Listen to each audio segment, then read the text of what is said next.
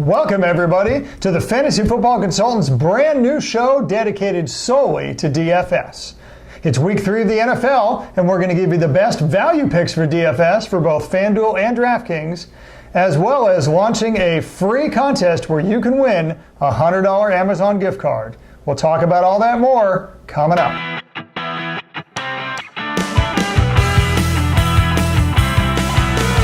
Hello, everyone. I'm Gary Kurtzman. And I'm Eric Lee. We are the Fantasy Football Consultants. And Gary, I am really excited about our brand new show. Some people have asked for it, and we're delivering on a DFS-only show each week. So we will also have a specifically to season-long shows where we do weekly rankings. And, of course, we'll still do our Survivor Pool show. But today it's all about DFS. It's all about DFS. And, you know, week 3 of the NFL, Eric, we have an exciting slate of games. We have an exciting slate of players. And you and I did a lot of research trying to figure out which players give you the best value on FanDuel and DraftKings. Yeah, so whether you play FanDuel or whether you play DraftKings, we've got your back. And you'll lead us off with DraftKings. I'll lead you out with DraftKings, and so there's a lot of great choices, and this one was particularly tough. But Eric, for a value pick, I'm going to have to go with Saving Private Ryan. That's right, Matt Ryan of the Atlanta Falcons. I do these puns all day, folks. What I like about him, and why is he a value pick, is he only cost you $5,700. That's your QB 13 at home versus, thus far in week 2, the third worst passing defense in the NFL. Eric, those are the New Orleans Saints. Those are the New Orleans Saints. And I think, honestly, I don't think the DraftKings is quite caught up to the fact that New Orleans Saints have absolutely no pressure whatsoever coming from their defensive ends. They are the bottom 2 in quarterback pressures. They are the bottom 2 in batted balls. Why do I mention that? Because that's highly correlative to the QBR. And I'm telling you, 3 sacks all year in 2 games. This defense is not putting on the pressure. Sure, they drafted Marcus Davenport, and of course they got the All-Pro cornerback working for him. But I'm telling you, these guys have allowed 325 passing yards per game. So the bottom line is they are not getting it done. You can take advantage of that at QB 13 prices with Matt Ryan, who does exceptionally well at home. Those home road splits for Matt Ryan are the 3rd biggest for any QB in the league. It all adds up to a great performance. I like that pick. Just can he get into the end zone? He actually got in the end zone rushing twice last week. You can't count on that. We'll take it. But, last year they struggled having to settle with a lot of field goals. But against this New Orleans D, you think that they'll hit pay dirt? I think that they're going to hit pay dirt. Vegas thinks they're going to hit pay dirt just given the over-under in the game. I think you're going to see a lot of scoring, and you got to keep up with that New Orleans offense. Everything screams very good game for Matt Ryan at a QB 13 price.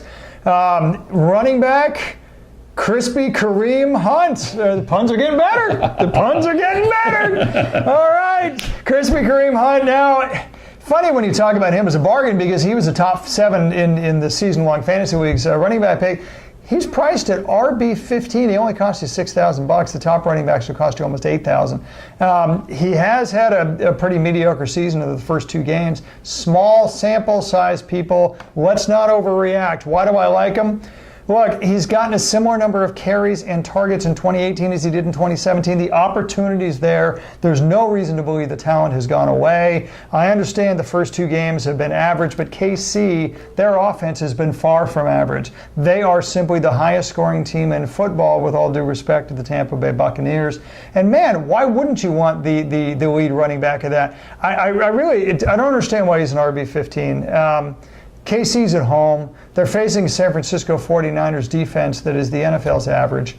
There's no reason to believe by KC. You know that Kareem Hunt's going to get the goal line carries, the first, the second, the third down. He's a bell cow back. There aren't 15 of these in the NFL. There's no reason to believe he should be priced in RB15. That's a great value. Pat Mahomes, as great as he is not going to throw 4 or 5 TD passes every week. So at some point in time, they are going to get rushing touchdowns. And when they do, Hunt will be there. Yeah, and that's game flow. I was actually in Pittsburgh for the Pittsburgh game, and they were daring Pittsburgh to do the pass. They stacked the box for the run all day.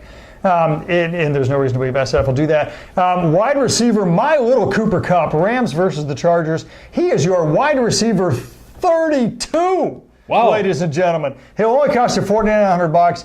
Look, the Rams throw. I don't care how big a margin it is. They won 37-0, and Jared Goff threw for 345 yards.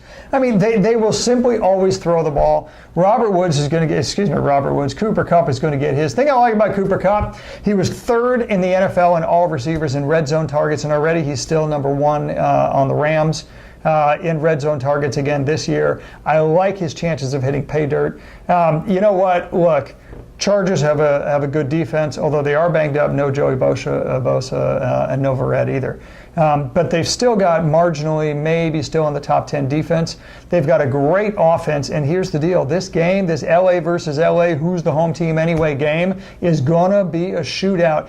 But Chargers have great corners even without Verrett. So who does that affect? That affects the guys that run the X patterns, right? If you're Brandon Cooks, that's not so good for you. If you're the guy in the slot, if you're Cooper Kupp, that is exceptionally good for you. He's going to get a lot of action. He's going to get the red zone looks at wide receiver 32 price. I love this guy. So what you're saying, you think the Rams Cup runneth over in this Charger game? Okay. Wow, that's the pun that I should have gone with. Real quickly, we've got every kiss begins with Trey Burton. He's no longer a sleeper anymore because everybody knows about him. But this is another one of those examples, Bears at the Cardinals, where the Cardinals have Patrick Peterson. They're going to he's going to blanket Allen Robinson. Trey Burton is the Bears' number 2 receiver. Number 2 receivers against the Arizona Cardinals thrive. QBs have well over 100% rating throwing to the number 2 receivers against the Cardinals. Patrick Peterson's the reason why. Trey Burton's going to be the beneficiary. Let's not overthink this one, folks. He only costed $3,900. He's a tight end 10. Frankly, on my list, he's tight end 3. That's a great value. And as for defense, a lot of great defenses out there. I wouldn't blame you if you paid up for Minnesota against Buffalo. They're the number 1 price for a reason. But if you want to go value, try Houston against the New York Giants. Eric Flowers is not the only turnstile. The fact of the matter is there is nobody on that entire New York Giants offensive line that was with the team last year and played the same position last year. My goodness, Eli Manning has been running for his life, and he's not a mobile quarterback to begin with. I love me tons of sacks from this Houston defense. Sometimes that leads to turnovers, maybe even points. For the value, I'd take Houston. Giants just didn't look good against Dallas, who is not that strong of a team, and so I like that Texans pick. So to review Gary's key picks for DraftKings. Matt Ryan, Kareem Hunt, Cooper Kupp, Trey Burton, and the Houston Texan defense. All right, all you FanDuel owners, I'm really excited about it because I think you have a lot of great value picks for FanDuel. And I'll start at quarterback with your favorite QB, the 49ers own Jimmy G. Garoppolo. Love him. So, look, he's only a QB 10 at 7,400.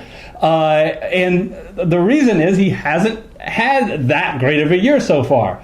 But you know what cures all ills? Play the Kansas City Chiefs defense. We know their offense is going to score, which forces the other team to score, and that defense allows it. Phillip Rivers and Ben Roethlisberger both threw for more than 400 yards. They're dead last in the passing game. So they're being the Chiefs. So I really like Garoppolo in this matchup. Yeah, everything's set up. High scoring, got to keep up in a shootout, and terrible pass defense. Love that pick. The running back I'm going with is Giovanni Bernard. He is a running back 24, $6,400. I honestly believe that FanDuel did not have time to incorporate Joe Mixon's injury because this makes no sense whatsoever. Giovanni Bernard will be the main ball carrier, and he had that role last year when Mixon went out with a concussion for multiple weeks, and he shined. So look for that to happen again. Carolina is only 25th against the rush. That's who Cincinnati plays. So I really like Giovanni Bernard. Yeah, I love Giovanni Bernard. He's definitely going to be the first, second, third down back. I worry a little bit about the goal line carries because he's not a big back, and they have a couple of big backs to choose from on that team that have gotten a grand total of 8 carries all year. So will they continue to shelve them? I don't know. But I'll tell you what, he's a bell cow first, second, and third down back. And what he misses in goal line carries, he gets very involved in the passing game. So and he will get his share of rushes, like you said, on first, second down. So for that price at $6,400, he's a bargain. Speaking of bargains, my wide receiver selection. Look, is there more beat up team than the Philadelphia Eagles? Their running game, Jay Ajayi may be out. The Alshon Jeffries has been out all year and probably will not play. Mike Wallace is out. That sets up tons of opportunities. Darren Sproles with his hamstring may not be playing either, for that matter. They may be down to their third string running back. So the one thing they do have is Carson Wentz is coming back, so you have a little confidence that you have a better passer. And who will he throw through? Well, if it's not Nelson Aguilar, it's going to be Kamar Aiken. So that name rolls off the tongue, doesn't it? All the aching of the injuries, Kamar is going to cure all those ills. Look, this guy, if you're not familiar, he's a veteran. He's proven. Now, he had his first opportunity to play in week 2, and he got involved in the offense with 5 carries and 5 catches for 39 yards. But, the combination, like I said, of Wentz coming back and the Colts' suspect secondary, I think this could be a real bargain with Aiken at only $4,500. George Kittle is $5,800. Same kind of argument what I said with Garoppolo.